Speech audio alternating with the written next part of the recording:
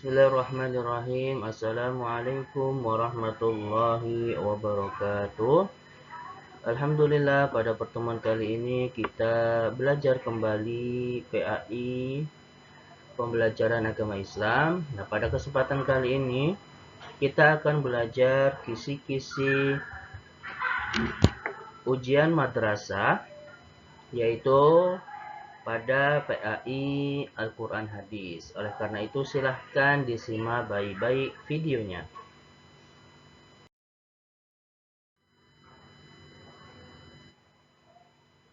Nah, kisi-kisi pertama, indikator soalnya disajikan beberapa pernyataan tentang fungsi Al-Quran. Peserta didik dapat menunjukkan fungsi Al-Quran sebagai hidayah dengan tepat. Ya, fungsi Al-Quran sebagai hidayah atau petunjuk bagi manusia dalam menjalankan hidupnya di dunia ini dan bekal di akhirat kelak. Nah, petunjuk yang dapat membedakan mana yang hak, di mana yang batil. Dalam Al-Quran dijelaskan segala sesuatu yang berkaitan dengan aturan tentang hukum, sosial, ekonomi, kebudayaan, pendidikan, moral, dan lain sebagainya. Oleh karenanya, Al-Quran merupakan rahmat bagi alam semesta. Kemudian disajikan sebuah contoh hadis. Peserta didik dapat menunjukkan termasuk ke dalam macam-macam hadis dengan tepat. Nah, nanti disajikan sebuah hadis, kalian suruh menunjukkan ini termasuk ke dalam hadis apa ya. Hadis dibagi menjadi 3. Ada fi'liyah, qauliyah, dan juga takririyah, juga ada qudsi. Nah, hadis qauliyah yaitu ciri-cirinya pasti ada kata-kata qala ya, qala Rasulullah, itu pasti hadis qauliyah. Kemudian hadis fi'liyah dan takririyah biasanya di dalam hadis ada kata-kata kana Nabi Shallallahu alaihi wasallam, kana Rasulullah. Adapun hadis qudsi itu contoh tandanya ada kata-kata qala Allah taala. Ya. Kemudian disajikan sebuah pernyataan tentang hadis pada masa Rasulullah. Peserta didik dapat menunjukkan penyebab Rasulullah melarang sahabat menulis hadis. Jadi Rasulullah SAW melarang para sahabatnya untuk menulis hadis karena dikhawatirkan ketika itu tercampurnya antara Al-Quran dan hadis. Jadi salah satu pelarangan menulis hadis ini untuk menjaga kemurnian Al-Quran agar tidak tercampur dengan hadis. Kemudian disajikan beberapa pernyataan tentang fungsi hadis. Peserta didik dapat menunjukkan yang termasuk fungsi hadis dengan tepat. Oke, jadi fungsi hadis yaitu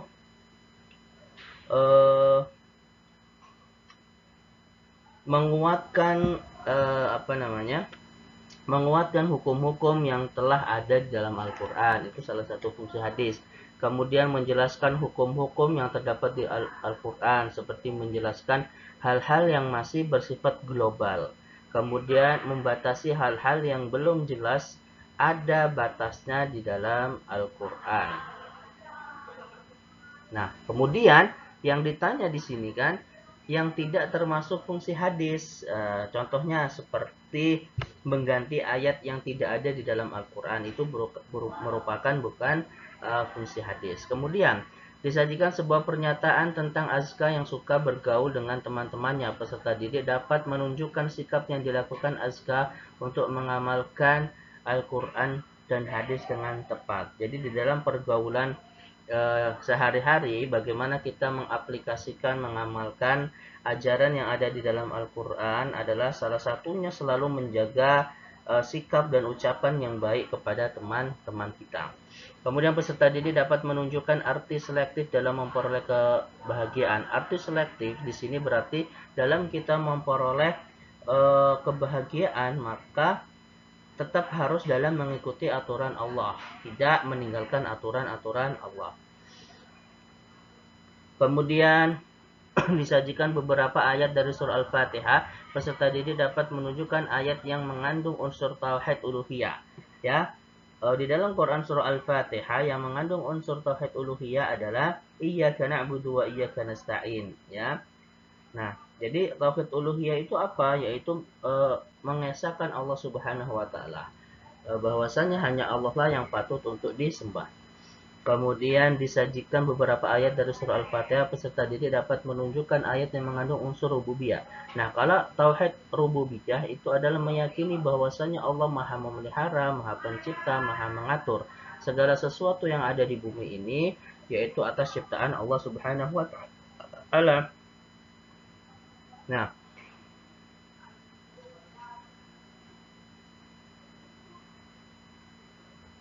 Nah, ini kisi-kisinya sepertinya salah ketik, bukan surah Al-Fatihah tapi surah An-Nas. Ya, di dalam surah An-Nas yaitu Malikin Nas, yaitu raja manusia. Malikin Nas yang mengandung unsur rububiyah. Ya, jadi di garis bawahi bukan Al-Fatihah ya, tapi An-Nas. Kemudian disajikan ayat ketiga dari surah An-Nas. Ya, apa itu ilahin nas? Ya, ilahin nas. Peserta didik dapat menunjukkan kandungan ayat tersebut.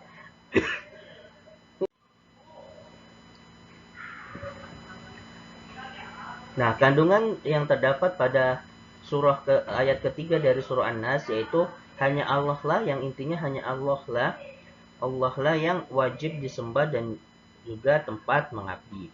Kemudian peserta didik dapat menunjukkan makna as-somad. As-somad itu adalah bergantung. Allahu somad, Allah maha bergantung. Artinya setiap berdoa hanya memohon kepada Allah Subhanahu wa taala. Kemudian disajikan sebuah pernyataan tentang Allah Maha Pencipta, Pemelihara. Peserta didik dapat menunjukkan makna pernyataan tersebut dengan tepat, ya. Nah, maksudnya ini adalah Allah Maha Pencipta, Pemelihara ini termasuk ke dalam tauhid rububiyah, ya. Tauhid rububiyah. Kemudian disajikan sebuah pernyataan tentang beriman. Peserta didik dapat menunjukkan bukti yang nyata dari realisasi iman dengan tepat. Realisasi dari iman yang tepat dalam kehidupan sehari-hari ini apa? Yaitu mengerjakan segala perintah Allah dan menjauhi segala larangannya. Kemudian peserta didik dapat menunjukkan syarat ibadah yang diterima oleh Allah Subhanahu wa taala. Syarat ibadah seseorang yang diterima oleh Allah itu ada dua. Yang pertama harus sesuai dengan syariat yang diperintah, yang diajarkan oleh Nabi Muhammad. Kemudian harus ikhlas. Nah, dua syarat inilah amal akan diterima. Kemudian disajikan sebuah hadis riwayat Bukhari Muslim tentang niat. Peserta didik dapat menunjukkan yang tidak termasuk kandungan hadis tersebut. Jadi hadis ini berkenaan dengan niat, pentingnya niat di dalam melakukan segala aktivitas, ya. Berarti yang tidak termasuk apa? Contohnya seperti niat itu nggak penting. Yang penting itu adalah melakukan segala perbuatan baik. Nah, itu tidak termasuk ke dalam kandungan yang terdapat di dalam hadis ini.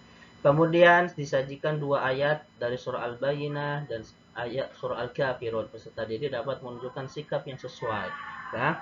Lam yakunil ladzina kafaru, kemudian la a'budu ma ta'budun wa la antum 'abiduna ma a'bud. Nah, itu ayatnya. Nah, ayat ini mempunyai keterkaitan yang pada intinya sikap yang sesuai adalah kita harus teguh pendirian dan tidak melepaskan keyakinan kita dengan kepentingan apapun, ya. Jadi harus teguh pendirian terhadap keyakinan kita. Kemudian disajikan sebuah hadis riwayat Muslim. Peserta didik dapat menunjukkan isi kandungan hadis tersebut dengan tepat. Ya, ini hadis tentang tetangga. La yu'minu abdun hatta yuhibbu li jarihi au qala li akhihi ma yuhibbu li nafsi. Nah, kandungan hadis tersebut berkenaan dengan tetangga. Kemudian disajikan Quran surah Al-Lahab ayat 4. Peserta didik dapat menunjukkan problematika dakwah yang dialami Rasulullah.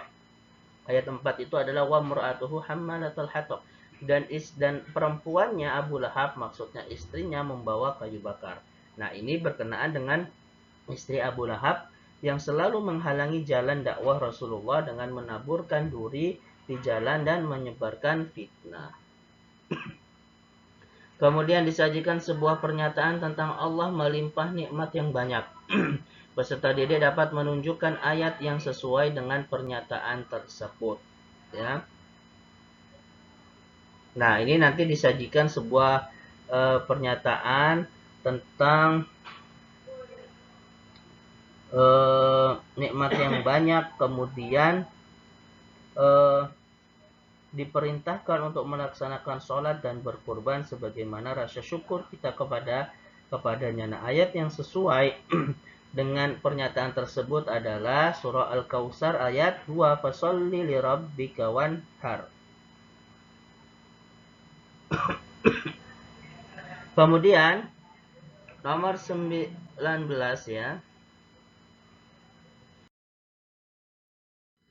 Disajikan dua ayat Quran surah Al-Kautsar ayat 1 dan Al-Maun ayat 3. Dan sebuah pernyataan tentang Pak Hamid. Peserta didik dapat menunjukkan sikap kepedulian Pak Hamid sesuai dengan ayat tersebut ya. Nah, sikap yang sesuai ayat 1 dan Al-Maun ayat 3 di situ ada kata-kata ta'amul miskin, berarti memberikan bantuan kepada fakir miskin.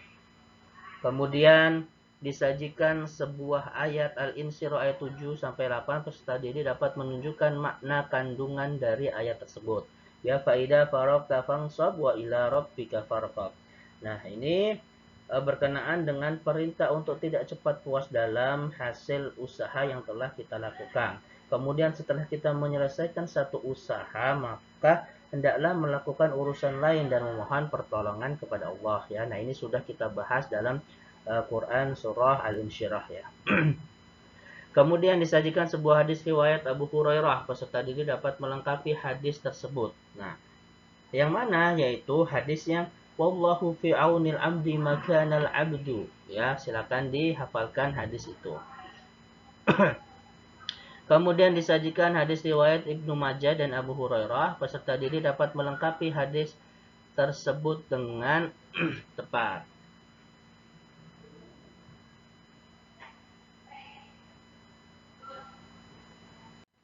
Nah, kisi-kisi nomor 22 ini sepertinya juga salah lagi.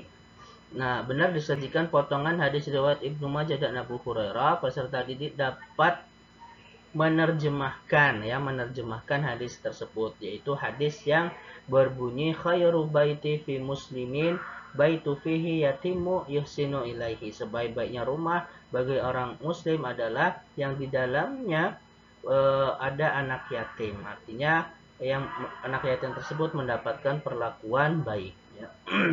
Kemudian soal 23 disajikan potongan hadis riwayat Ibnu Majah dan Abu Hurairah. Peserta didik dapat menyusun hadis tersebut dengan tepat ya. Ini hadis yang kisi-kisi nomor 22 yaitu yang khairu baitin fil muslimin sampai seterusnya. Kemudian kisi-kisi 24 disajikan sebuah hadis riwayat Bukhari dari Sahal bin Sa'ad. Peserta didik dapat menerjemahkan hadis tersebut dengan tepat ya.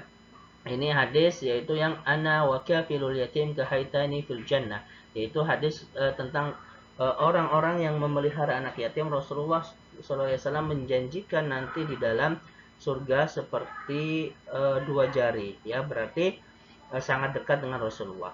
Kemudian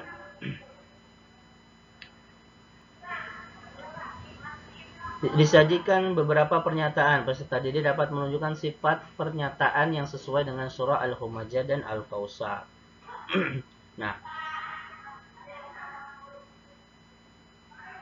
apa sifat dari Al-Humajah dan At-Takasur ini? Salah satunya adalah sifat yang tamak terhadap harta ya.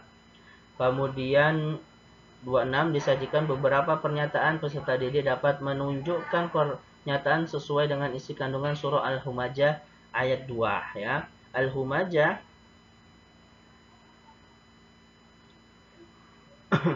Al-Humajah ayat 2 itu alladzi jama'a malahu 'addadah, yaitu mengenai orang-orang yang gemar mengumpulkan harta. Kemudian disajikan sebuah ayat dari surah Al-Qari'ah ayat 4. Yauma yakunun nasu kal farashil mabthus. Nah, kandungan ayat tersebut yaitu pada hari kiamat nanti manusia itu panik sehingga berlarian tak tentu arah seperti laron yang bertebangan. Kemudian disajikan surah Al-Qari'ah ayat 8 sampai 9, wa amma man khaffat mawazinu fa ummuhu hawiyah. Nanti peserta didik harus uh, mengetahui isi kandungannya, yaitu tentang keadaan orang yang memiliki amal kebaikan yang sedikit.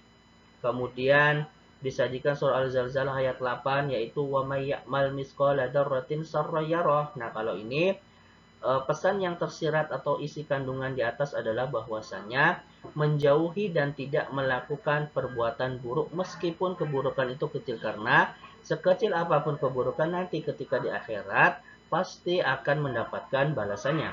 Kemudian disajikan Quran surah Al-Qari'ah dan Al-Zalzalah, peserta didik dapat menunjukkan keterkaitan makna ya.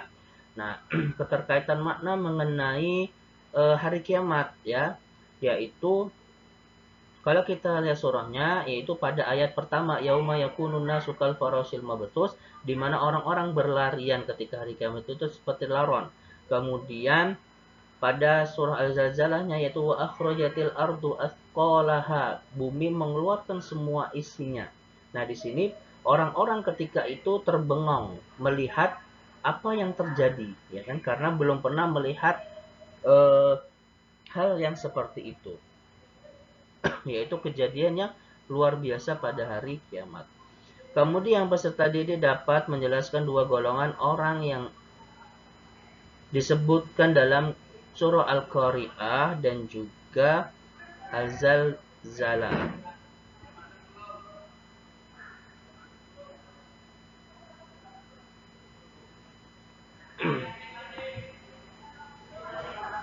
Nah, ini sepertinya salah ketik juga.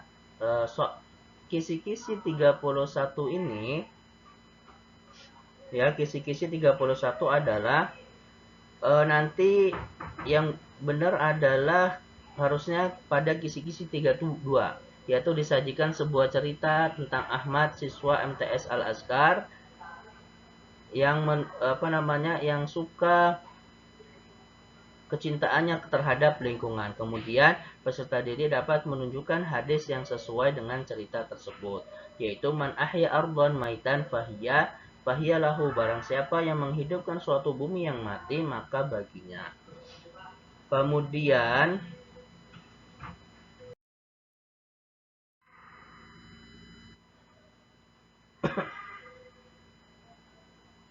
nah, kisi-kisi 32-nya itu uh,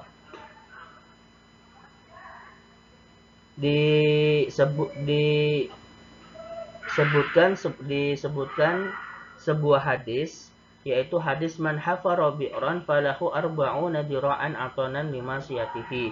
Kemudian peserta didik dapat menunjukkan isi kandungannya ya. Nah, hadis tersebut man hafara bi'ran berkenaan dengan orang yang menggali sumur yang telah membuka sumber kehidupan bagi seluruh makhluk yang bernyawa.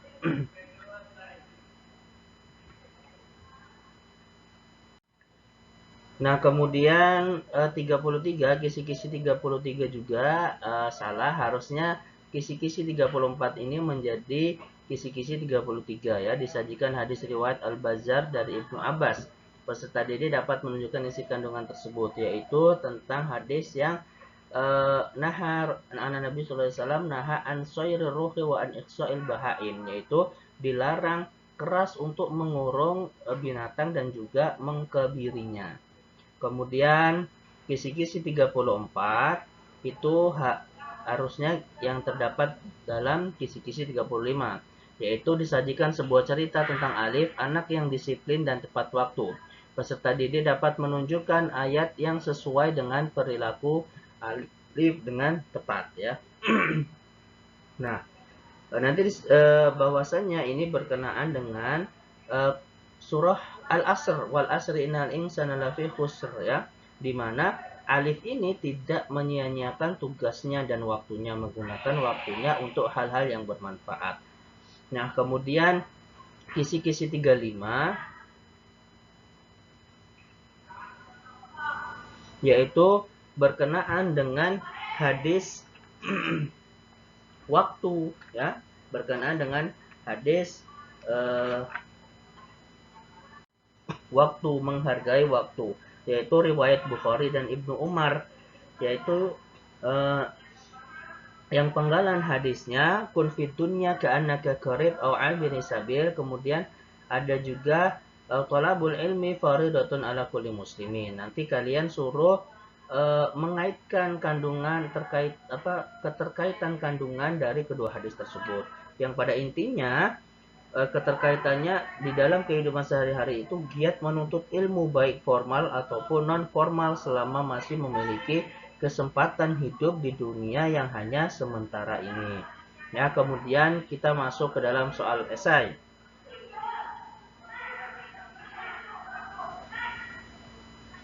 Nah, soal esai ini juga ketukar dengan maksudnya kisi-kisi ketukar dengan kisi-kisi nomor 32 tadi yang harusnya menyebutkan dua golongan orang yang disebutkan pada Quran surah Al-Qari'ah dan juga Az-Zalzalah. Apa saja dua golongan tersebut? Nah, pada kisi-kisi 36 itu menyebutkan dua golongan, ya. Golongan pertama dalam surah Al-Qari'ah yaitu orang-orang yang amal timbangannya berat, maka nanti tempatnya di surga. Sedangkan orang-orang yang golongan kedua adalah orang-orang yang amal timbangannya ringan atau sedikit, maka tempatnya di neraka hawiyah. Kemudian golongan pertama pada surah Az-Zalzalah yaitu orang-orang yang melakukan perbuatan baik walaupun hanya sekecil biji zarrah, ya, sekecil zarrah. Dan golongan yang kedua itu orang-orang yang melakukan perbuatan jahat walaupun sedikit, pasti akan dibalas oleh Allah Subhanahu wa taala. Kemudian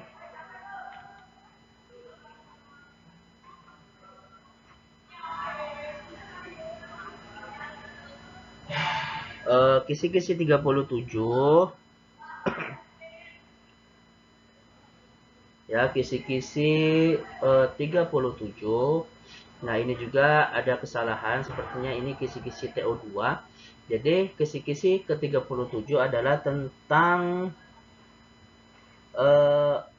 manusia nanti akan merugi, ya, bila tidak mampu menggunakan waktunya. Nah, peserta didik dapat menunjukkan bagaimana cara untuk menggunakan waktu yang benar-benar agar manusia terhindar dari kerugian, yaitu dengan melakukan hal-hal yang bermanfaat di dalam menggunakan waktu kita. Kemudian kisi-kisi ke-38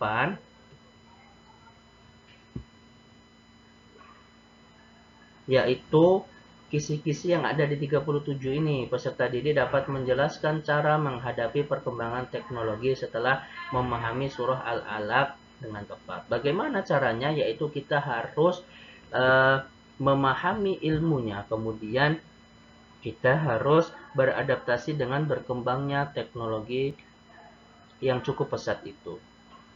Kemudian menggunakan teknologi tersebut dengan hal-hal yang diridhoi oleh Allah Subhanahu wa taala. Kemudian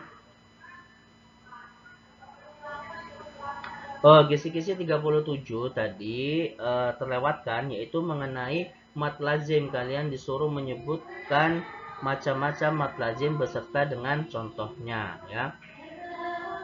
Kemudian kisi-kisi yang terakhir 40